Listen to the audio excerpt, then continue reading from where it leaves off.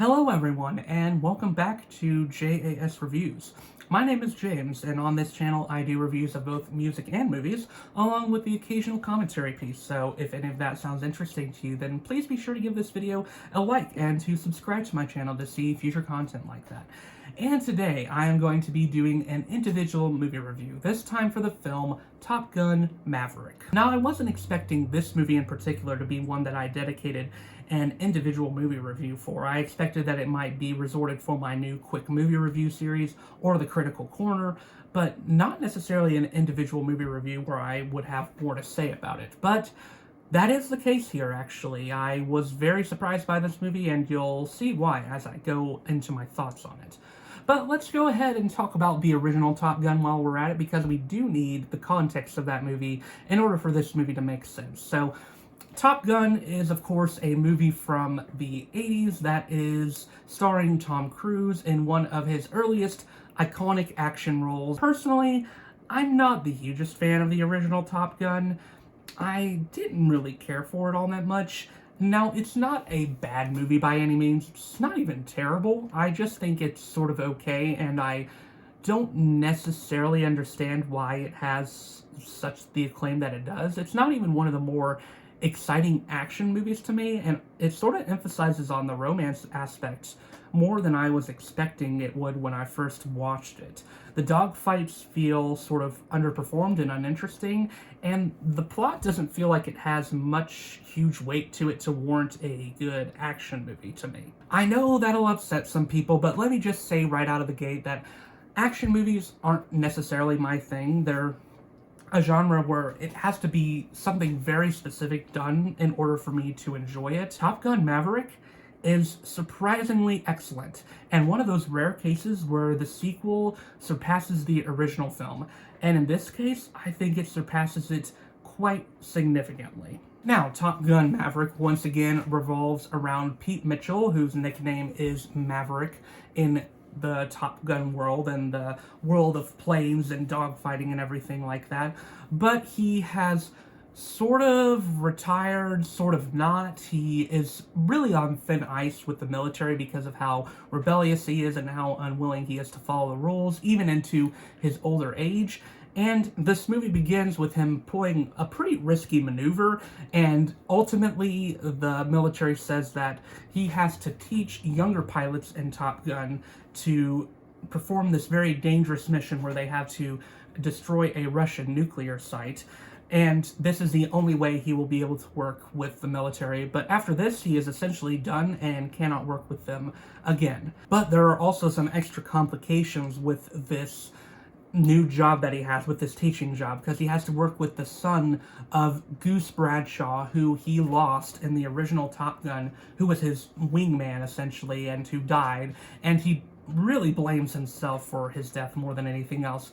And as it turns out, his son, Rooster Bradshaw, also blames him for his father's death, and also feels very bitter because Pete Mitchell pulled his Navy papers out early, and so he was held back for quite some time. So there's that tension going on, as well as the tension that this mission needs to be done sooner rather than later, and they have a very limited time frame, and also the mission is extremely dangerous and risky and could almost certainly result in someone dying by the end of it. So already you can probably tell that compared to the original Top Gun, this one has a lot more going on in terms of character drama and the overarching plot, as well as action that has some real weight behind it. And I think for all those reasons and more, I like this one way better than the original. Let's go ahead and start out with the overarching plot actually having some legitimate weight and stakes to it. That was something that I felt like was a problem with the original. It just felt very all over the place, and like it couldn't really latch on to anything in specific besides the central character romance, which wasn't that compelling in the first place. And because of that, the movie came across more as boring than anything else.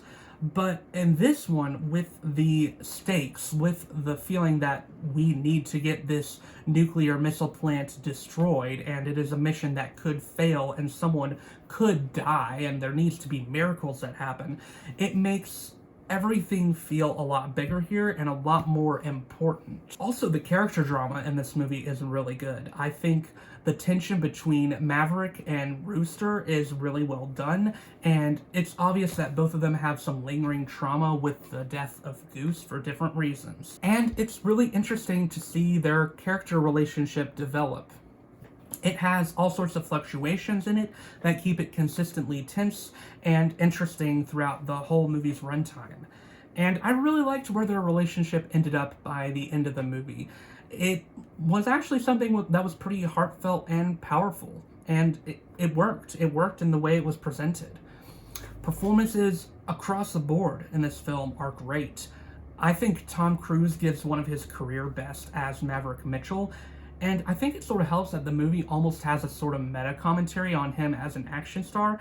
This is the first movie of his where I feel like it's acknowledging that he's aging and getting older. I like the idea that there's this weight that he is aging and that things aren't the same as they used to be, and he has to acknowledge that he needs to mature in some ways and try to do things differently, and that he even has the role of a mentor now, which this character Maverick does not want bestowed upon them. They do not want to be a mentor. But it's like the movie emphasizes this weight of responsibility, and I think it helps for Maverick's character growth in this movie. He no longer feels like an arrogant pilot by the end of it. It feels like he's someone who went through a pretty big arc, and a very important one that works well, and I think Tom Cruise nailed this arc. Other performances in here are really good as well. Miles Teller fits right alongside Tom Cruise. This may not be one of my favorite performances of his, but I still think he is a very solid actor. I think he does great here, and I think he's very natural. He feels very logically like he would be Goose's son in the way he performs his character, and I think he does well. I think the chemistry between him and Maverick is well done and well defined. Jennifer Connelly is great as Tom Cruise's love interest, Penny. I think that their romance here is far more compelling, and the fact that it has some history behind it, some both stated as well as implied, makes the romance feel a lot more interesting, and once again, feel like it has more weight to it. I liked John Hamm sort of playing the straight man, strict Sergeant Cyclone Simpson. And now let's go on and talk about the action, because like I said, in the original movie, I felt like the action was a little underweight. It was still actually probably my favorite part of the movie when it happened, because it was at least something that kept the screen dynamic, but it wasn't as well choreographed as I felt it could be. Whereas in this movie, the action is just so good. This is some of the best action I've seen in recent memory. The plane flights are just excellent. You can feel the force of the flying, and the way the cinematography films everything and makes you feel like you're part of the team as you're flying through these courses or through the ending climax of the movie makes it feel a lot more weighty, because it feels like you're right there and right there in the moment on these urgent missions. Now, overall, I've given mainly praises for this movie, but there are a couple of things that keep me from saying that it is perfect. I will say that I think, especially for the beginning parts of the movie, it takes a little while to pick up. I understand that they have to establish where Maverick is now, what things have changed and everything like that, but there's some scenes that feel a little repetitive and like they're saying the same thing over and over again. There's also a bar scene that I feel like goes on for a little too long, where Maverick is hanging out in the bar and meeting Penny for the first time. Most of the other pilots, besides Rooster, are not super interesting. I guess Hangman is okay, but he's also a little bit cliched in terms of what he does. He's like the typical arrogant, cocky pilot, and he doesn't have the interesting sort of heart of gold that Maverick does. Maverick is definitely an example of a rebellious pilot as well, but there's something deeper to his character that I feel like Hangman doesn't necessarily have for the majority of the movie. I think the only interesting pilot is maybe Bob. He's the only one that I really felt any attachment to, but the rest of the pilots just sort of feel anonymous, and it seems like the movie wanted to develop their characters more, but they didn't really give the characters the amount of screen time they needed.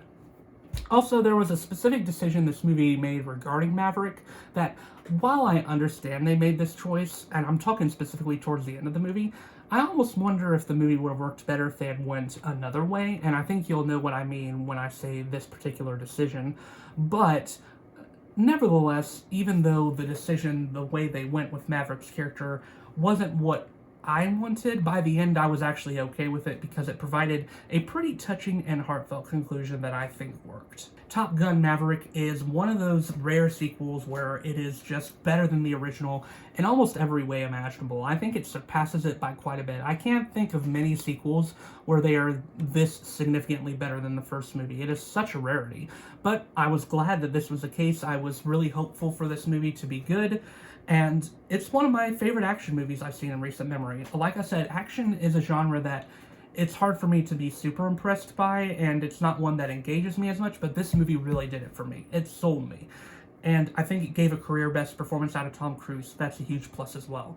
Very strong 4 out of 5 stars from this movie. Has a good chance of being one of my favorite movies of the year. So yeah, that was my review of Top Gun Maverick. What were your opinions on this movie if you've seen it? Let me know in the comments down below.